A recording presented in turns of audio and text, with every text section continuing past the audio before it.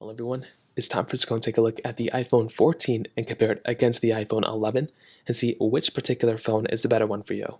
Now, clearly, every single way you could probably think about it, the iPhone 14 is going to be a significantly better phone than the 11, but it's still very fun for me to kind of compare these two, so let's go and see which one's better. If you want to pick up either one of these phones, links will be down in the description. You can get them from there, and you can help support the channel at the same time. Now, starting off with the outside of both these, the iPhone 11, which came out back in 2019, on the front of it has a 6.1-inch Retina IPS panel on it. And definitely without a doubt, I think it's a very, very good looking panel. I think Apple did a tremendous job with this phone when it first came out, and I still think it looks very, very good. It's just an IPS panel, so it definitely doesn't look as good as you'd probably suspect. And that's just kind of what's going on when you're getting these types of phones. Like, they're definitely older looking devices. And like I said, that's just kind of what's happening when you're getting these types of older phones. It's not terrible or anything, but definitely you're going to be getting a better looking device on something like the iPhone 14. The 14, on the other hand, has the same size display, so it's still 6.1 inches, but this time around it is an OLED display. It's a Super Retina XDR OLED panel. It is a significantly better panel than the iPhone 11's IPS screen, which I think is definitely a really good, upgrade. So this is a better panel. It gets brighter. The notch is a little bit slimmer as well, and you are getting overall less bezel around it as well, which is another thing. The iPhone 14 definitely looks significantly better on the front than the iPhone 11, any which way you look at it. Also, the rest of the body, I would say, is better on the iPhone 14. The thing about the iPhone 11 is that you are getting this kind of like curved side to it. I feel like the flat sides are way more modern, considering a lot more phones are this type of feature set. They look like this. So that is something that's kind of important to keep in mind with the iPhone 14. You're getting the on switches, on off switches right here, volume up and down buttons, which is still very good. At the very top, you're getting just the standard type of styling. At the bottom, you're getting your lightning ports. So you're getting lightning on both, which is still good. Again, USB-C is better. I just realized too, the iPhone 11 had more speaker grills at the bottom. I don't know what that's about. That's kind of funny. On the back side, you're getting your standard camera setups in the backs and everything like that. So between both, you are getting dual camera setups on both of them, which is really nice. Wide and ultra-wide sensors, which is very good to have. You can kind of also tell that the cameras are a little bit bigger on the iPhone 14 overall. That is kind of a nice touch. They're bigger sensors, they're going to be better sensors as well. But they both look very similar. If it wasn't for the cameras being diagonal here, they would look almost identically the same probably for a lot of people. You're getting your Apple logos right here, wireless charging on both. You are getting that MagSafe capability on the iPhone 14, which is nice. You're getting IP certification, everything like that too. So overall, I would definitely tell you on the outside of both, definitely gets a thumbs up for me. They both look like very, very good phones, which I'm very happy about. Now, the other thing is the software. So the iPhone 11, is still supported with software. It's still here for the most part. The only issue with the iPhone 11, though, is that we don't know how much longer this phone is going to last. I don't think this phone's going to last like another 5 years. I would probably say it's probably going to last another 2 years.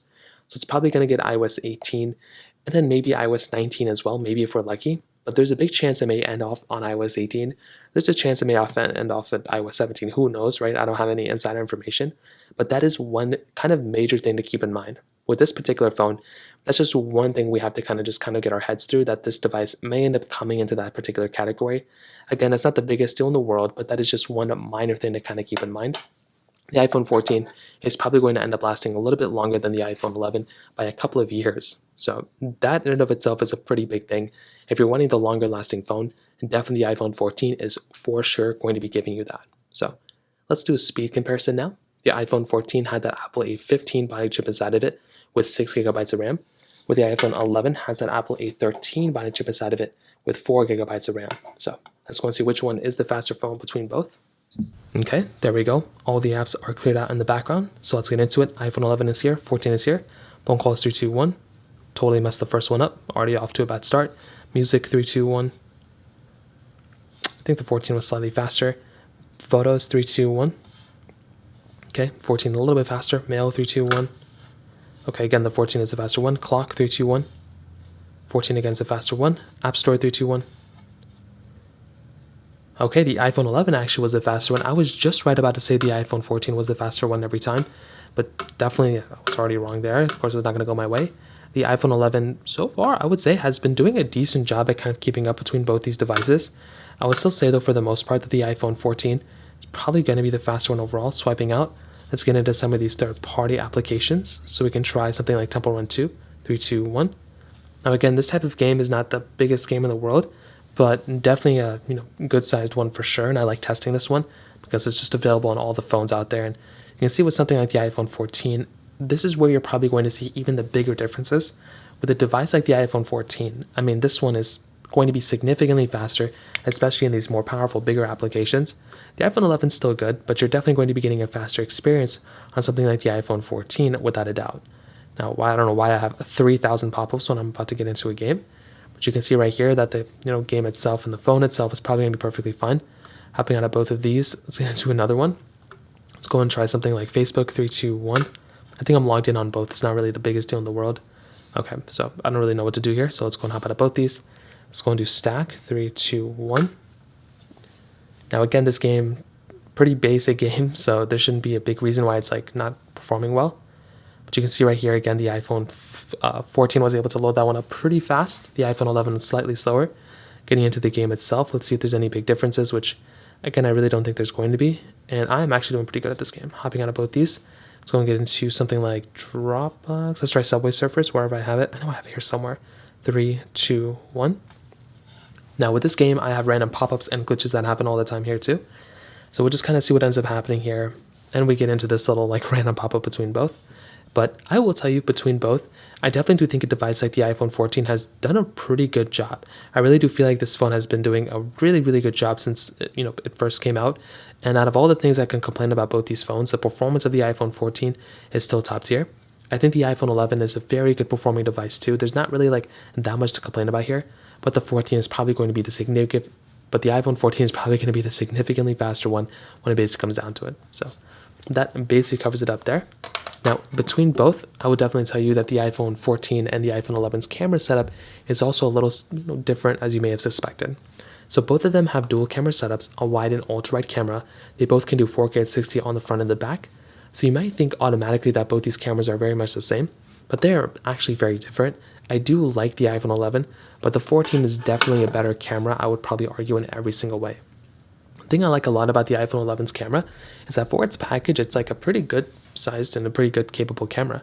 You're getting 0.5x zoom right here, getting 5x zoom inside, so not too bad. You're getting things like video mode and slow mode and time lapse and panorama mode and portrait mode.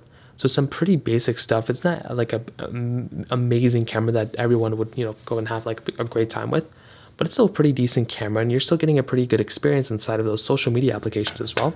But definitely when it comes down to it, a phone like the iPhone 14 is definitely going to be giving you a significantly better camera, I would probably argue. I mean, with this type of device, I mean, you are getting things like video mode and photo mode and 0.5x zoom and 5x zoom, so the zoom is still the same.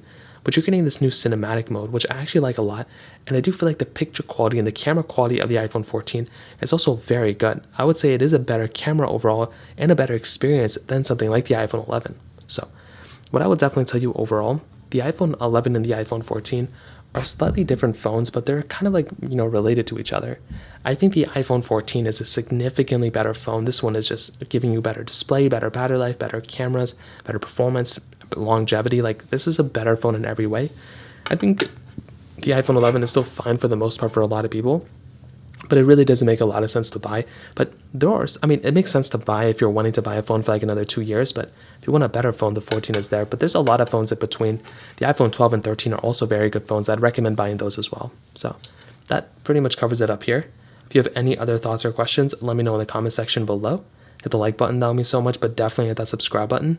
More importantly than everything else, I love every single one of you guys. Hopefully I'll catch you guys in the next video.